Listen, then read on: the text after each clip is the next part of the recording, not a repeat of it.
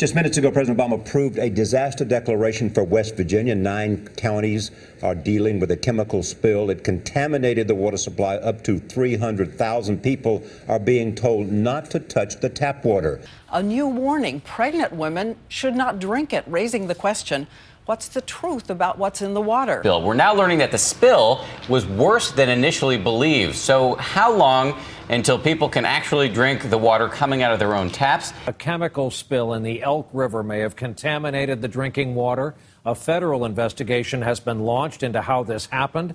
State and federal authorities are working around the clock in Charleston, West Virginia, after a spill leaked chemicals into the Elk River. Drinking water in 9 counties has been deemed unsafe. People are unable to use water for anything. That means no showering, no shaving, no morning coffee, and no idea just how much longer it'll take. Some reports have said as much as 5,000 gallons has leaked into the water.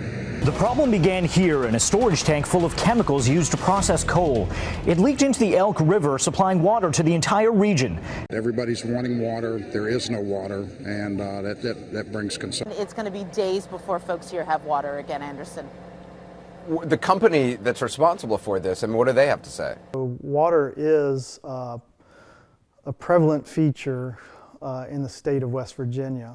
And certainly some of its most remarkable places are its rivers. When we think about places like the New River or the Gauley River or the Cranberry River. But when it comes to something as essential as water, know what's going into the water. Know how your water is processed. Understand what potential hazards there are along the waterways which feed your particular system. People didn't know.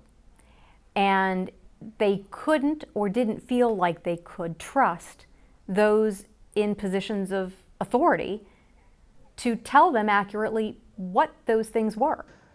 But what we saw from that chemical spill is that when we don't have water, it creates a serious situation, and not one that's just, environmentalists care about it.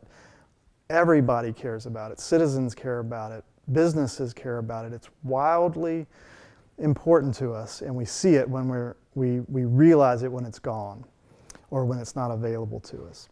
There are so many different groups who concern themselves with water. They don't all agree on how you look at water quality.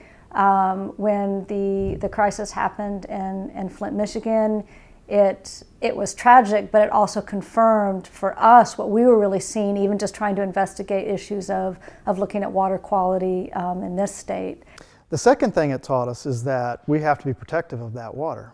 I mean, we have to be protective of that water because so much of our state, so much of our businesses, our economy depends on it. It is not just people who care about the environment. They care about the environment because of its value to the people that live here. So we have to be protective of it. And that doesn't mean saying nothing can happen around water, because again, there's so much water that's not even close to possible. But we do have to be vigilant when it comes to being protective of it. But it was like opening up a Pandora's box of issues about water, not just in our state, but nationwide. And realizing the sort of precariousness of water quality and the security of water quality. And the more rocks we picked up and looked under, the more we found. And for me, it was really an education in the entire ecosystem of looking at water. What are the political implications? What are the effects? What are the potential hazards? What should we be telling people? And not just as media, but what should the Department of Public Health be telling people? What should the water company be telling people? And so there was a scrambling at the beginning to just gather information to share. And I think that really sort of set the ball rolling for additional confusion and problems down the line, because one agency would come out with one set of statements or standards and then another would come out a few days later. I don't know that I would say that even still we officially trust the water. We have switched to bottled water, drinking and cooking, and we also have a tabletop distiller in case we can't get to a bottled water supply. So in that, I don't know that we'll ever trust the city water system in Charleston again. As far as bathing and washing clothes, you know, within a couple of weeks, everything was otherwise back to normal while we figured out what we wanted to do in regards to our drinking water. This was not handled well, in my opinion, at multiple levels.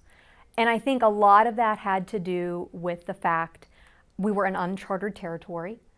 Some of it, I think, of our own making, some of it not.